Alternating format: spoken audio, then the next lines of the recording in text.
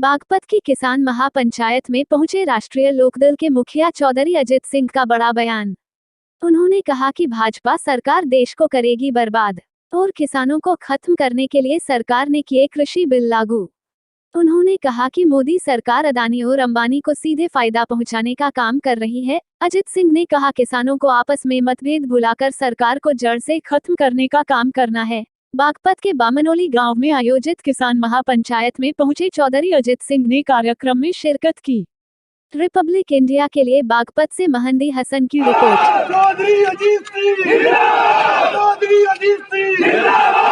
सौरभ गया था, मैंने एक बात कही थी कि अमित शाह ने बीजेपी के एमएलए और सांसदों को और मिनिस्टर्स को कहा है गांव में जाओ और किसानों को समझाओ। आपके सांसद तो कहते हैं कि सिर्फ 15 पढ़े लिखे आदमी हैं लोकसभा में, मैं भी एक हूँ। भैया तू मुझे आगे समझा दे, मैं समझा दूंगा।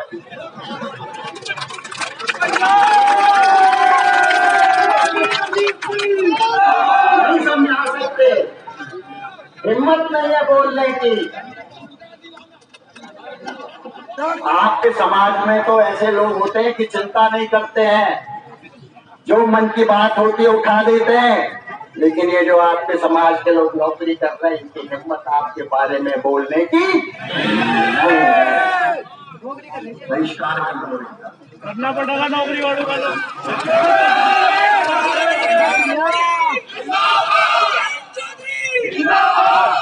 किसान एकता, किसान एकता, किसान एकता।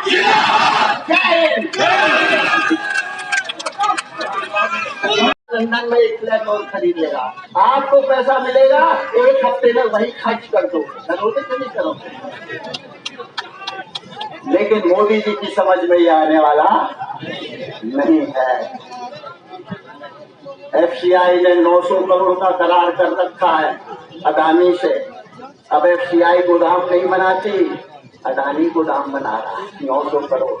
अगर इस कानून को वापस ले लेंगे तो अदानी अपना पैसा मांगेगा ना। क्यों नहीं वापस ले लेते? आप बनाइए, मैं नहीं कहता कि कानून नहीं बनने चाहिए, सुधार होना चाहिए। किसानों से बात कीजिए, लोकसभा में बहस कीजिए, सेलेक्ट कमेटी में भेजिए। ना किसी से बात की, न सेलेक्ट कमेटी में भेजा, न राज्यसभा में वोट देने दी और पास कर दिया था। अब सुनने को तैयार नहीं। आप एक बात और याद रखो, आप ही लोगों ने एक और काम किया था 2009 में। कांग्रेस की सरकार ऑर्डिनेंस लाई थी, किसान को स्टेट एडवाइस प्राइस एसएपी गन्ने की नहीं मिलेगी, जो केंद्र सरकार तय करती है वही आपको मिलेगी। क्या था कि नहीं? फिर वो उसको कानून बनाने के लिए लोकसभा में आए। मैंने सारे राजनीतिक दल इकट्ठे कर लिए और आपसे प्रार्थना करी, आओ आओ दिल्ली घेर लो।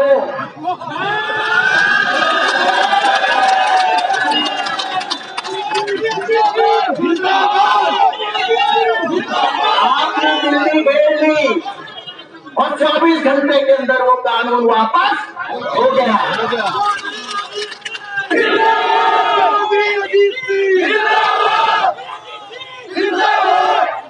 लेकिन ये अंधी बहरी सरकार है।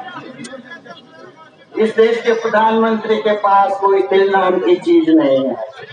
देखा होगा मजदूर कैसे जा रहे थे पैदल, पत्नी के साथ, बच्चों के साथ, 45 डिग्री में। एक शब्द बोला क्या?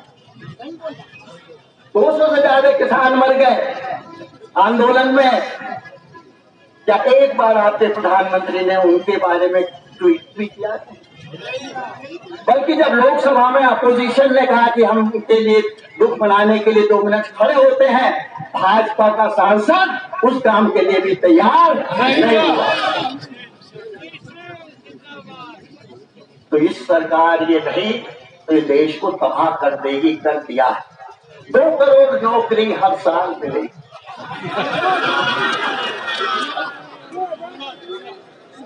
2 करोड़ नौकरी तो खत्म कर दी। किसान की आय दुगनी करेंगे, सोए कार्ड दे के दुगनी करेंगे। 22 तक आए दुगनी कर देंगे। मेरे ख्याल से सच कह रहा है, करेगा, लेकिन पहले आधी करेगा फिर दुगनी करेगा। अभी तो आया आधी करने में लगा ना। रोजगार की नौकरी खत्म, युवकों की नौकरी खत्म, यूनिवर्सिटी बंद, मेडिकल कॉलेज बंद, इंजीनियरिंग कॉलेज बंद। बाप के पास पैसा नहीं कि बेटा रेस्टोरेंट में बैठ के कुछ खाया, क्या करेगा नवयुवक? नवयुवकों, इस सरकार को नष्ट करने में लग जाओ, वरना तुम्हारी जिंदगी आगे जाके बर्बाद होगी और कुछ होने वाला चाचा हुआ करते थे सरदार अजीत सिंह। एक इंग्लिश सरकार भी इसी तरह का कानून लाई थी। 6 महीने तक आंदोलन हुआ।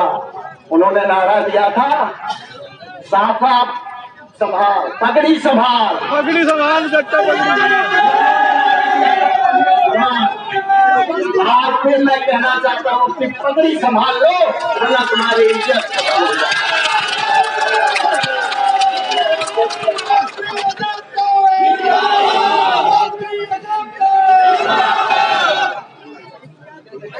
छोटू राम जी ने हरियाणा में धर्म के ऊपर उठ के किसानों को इकट्ठा किया और उनकी सरकार बनाई। यार, इस सरकार ने धर्म के नाम पे किसानों को बांटा, फिर जाति के नाम पे बांटा, और अब ये गोत्रवाद को उतर आए।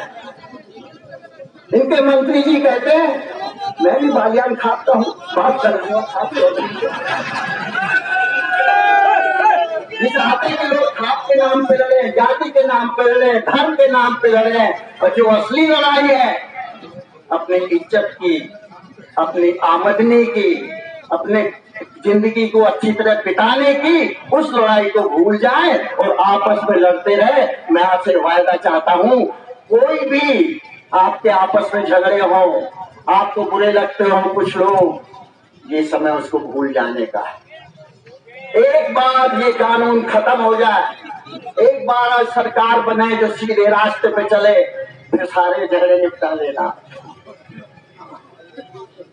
लेकिन अगर एक नहीं हो गए, ये सरकार जाने वाली नहीं। किसान मजदूर एकता। सात लाख